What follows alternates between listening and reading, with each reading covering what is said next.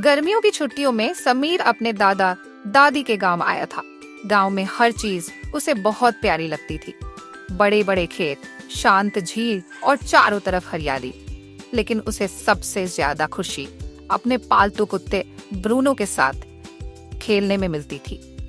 एक दिन समीर ने देखा कि ब्रूनो लगातार घर के पिछवाड़े की ओर भौंक रहा था।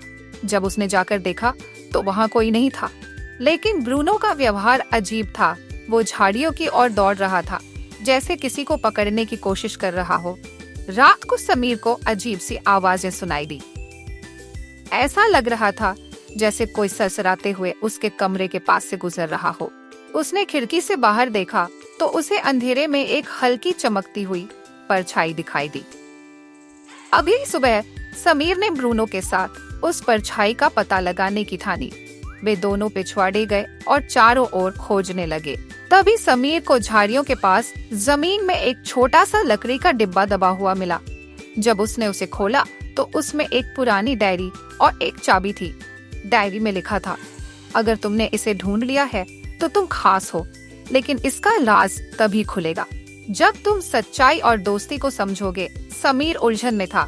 वह ब्रूनो के साथ आगे बढ़ा। उस दिन से ब्रूनो हर रात जैसे किसी अदृश्य चीज का पीछा करता था।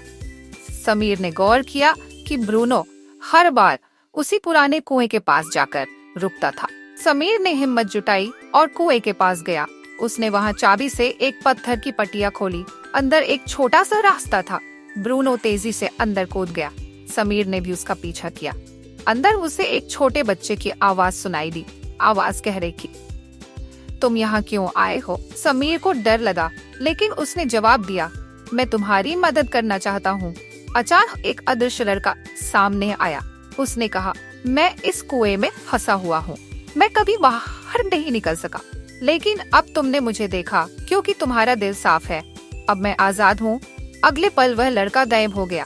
समीर ने महसूस किया कि उसने एक आत्मा को शांति दी है। ब्रूनो ने खुशी से भौंककर उसे गले लगाया।